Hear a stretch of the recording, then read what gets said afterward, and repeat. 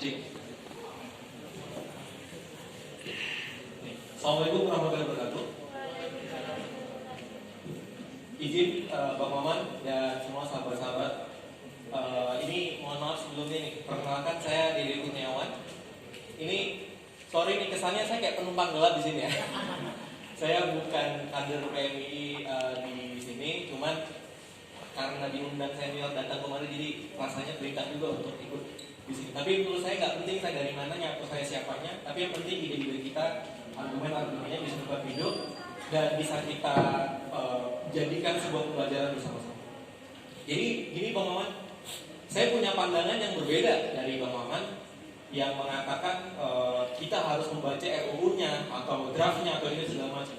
Karena saya ini cuma rakyat biasa ini ya. Jadi saya berpikir ngapain kita baca? Satu-satunya undang-undang yang saya baca cuma pembukaan. Cuma pembukaan undang-undang doang.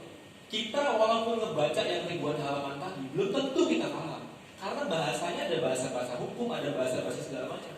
Menurut saya bukan kapasitasnya kalau saya cuma sebagai rakyat ya, ngebaca itu. Menurut saya biarkan aja yang penting. Yang bagian mengkaji, yang bagian katakanlah mungkin wartawan senior atau aktivis-aktivis atau yang lain. Biarkan mereka, biar saya tahu itu dari mereka aja. Karena walaupun saya ngebaca, belum tentu juga saya paham. Ada bahasa-bahasa yang mungkin ambigu atau yang lain. Menurut saya itu. Jadi saya jujur lebih suka daripada pun kita nunggu draft yang selama ini masih ganti-ganti. Saya lebih suka mendengarkan pendapat mereka atas apa yang terjadi di waktu itu. Gitu.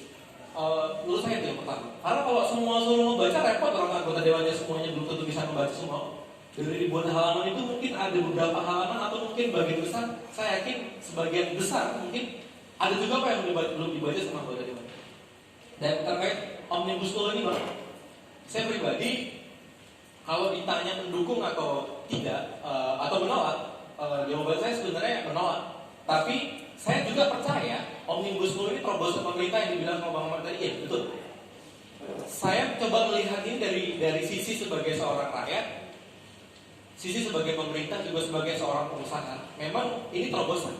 Kalau belum itu memang terobosan. Tapi sebenarnya yang ingin saya kritisi adalah lebih daripada itu. Jauh daripada Omnibus Law ini ada sebuah masalah yang menurut saya perlu diselesaikan.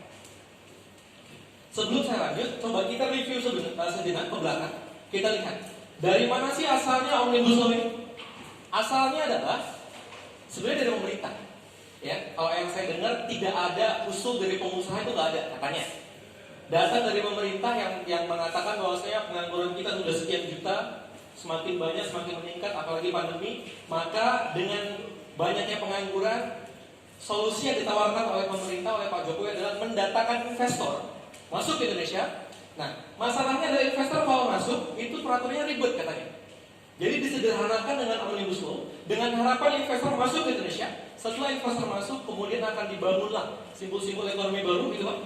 Dan diharapkan dengan itu semua nanti akan terseraplah tenaga kerja yang jutaan tadi. Gitu Pak? Betul Pak ya? Kalau kita review kejadiannya seperti itu Pak. Tapi saya pribadi kok rasanya agak jujur Pak, kalau ngomongin ini saya agak pesimis. Kenapa? Karena menurut saya kalau ini jadi begini, itu berpotensi membawa kerugian itu di 3 hal menurut saya. 3 hal ini yang ingin saya sampaikan ke Bang Maman, ke DPR RI, karena saya senang banget nih dulu teman-teman.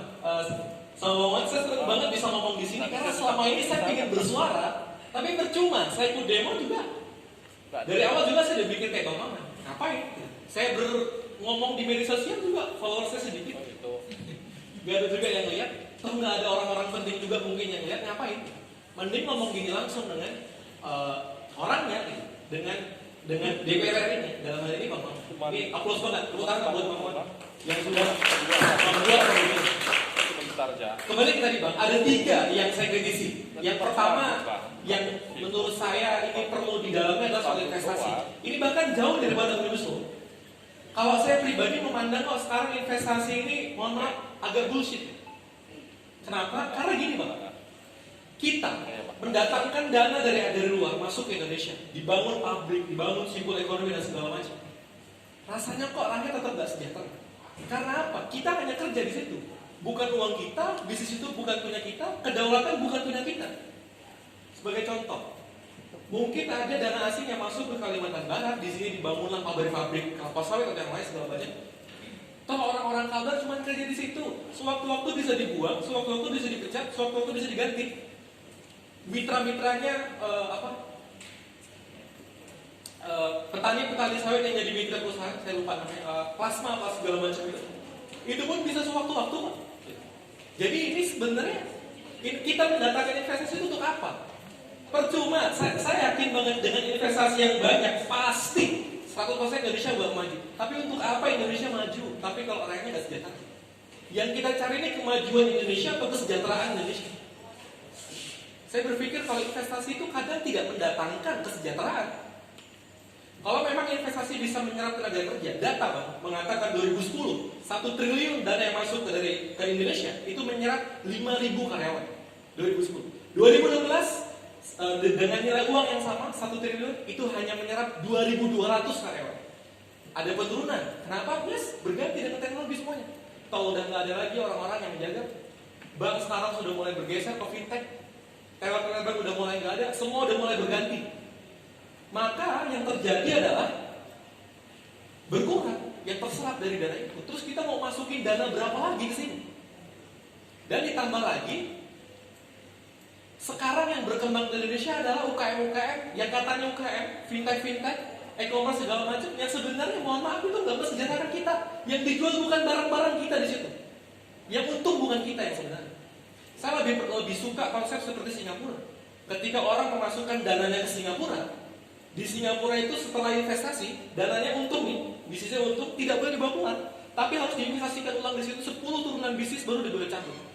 Dengan kayak gitu, saya yakin pasti kita akan berkembang juga.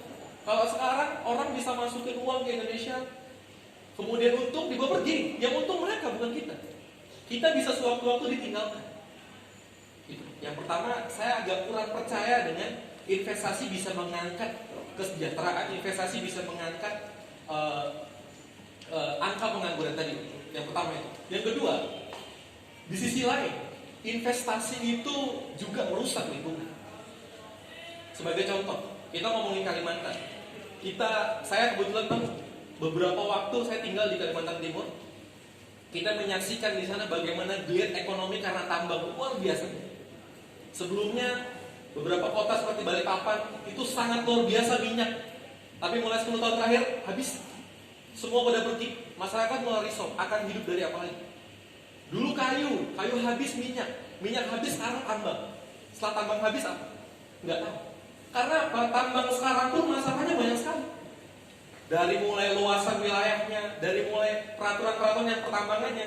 Ketika tanah dikeruk, diambil hasil buminya, kemudian harusnya peraturan ditimbun, ternyata ratusan, puluhan timbunan lubang-lubang itu nggak ada yang timbun sampai sekarang. Agak cepat ya. Itu nggak ada sampai sekarang, peraturan itu nggak ada. Bahkan banyak banget kok dari tambangnya yang merusak. Bahkan saya saksikan di sungai-sungai, kalau kita ada sungai Kapuas kayak gini, di sana ada sungai Mahakam yang membawa bolak-balik setiap hari itu ada puluhan, mungkin ratusan tongkang-tongkang itu yang sampai menabrak jembatan yang segala macam, dibiarin aja. Nggak ada apa-apa. Ini soal keberpihakan gitu. Apakah kita ini negara kesatuan Republik Indonesia? NKRI ini negara kesatuan Republik Indonesia atau kita hanya negara kesatuan Republik investor? Jadi yang diuntungkan tuh rakyat kita atau hanya para investor saja? Saya tahu pengusaha penting, investor penting. Kita nggak anti dengan investasi, Pak. Kita mendukung, bahkan saya support kalau bisa teman-teman di sini semua jadi pengusaha, di investor. Tapi kan ada kaidah-kaidah yang harus kita ingat. Salah satunya juga lingkungan. Rusak semua alam kita karena tambang, karena sawit di Kalimantan Barat. Kalimantan Barat itu kalau nggak salah penghasil CPO kalau nggak ketiga dan keempat terbesar. Kita punya sekitar 2,7 ton CPO per tahun. Tapi apa kata Pak Miji? Pak Miji bilang hasil dari sawit itu kebanyakan tidak menguntungkan daerah kita Kalbar. Karena ada pembagian pajak yang nggak sesuai dan lain segala macam. Itu berarti artinya apa? Mau kita datangkan investasi segala macam, yang diuntungkan pusat bukan kita yang di sini. Sementara daerah sumber daya alam kita dikeruk, SDM kita di segala macamnya, tapi nggak ada hasil untuk kita. Pembangunannya kita yang suruh bangun jalan, pabrik sawit, perusahaan sawit yang merusak jalan, kita yang suruh benerin jalan. Kata Pak Miji itu ya.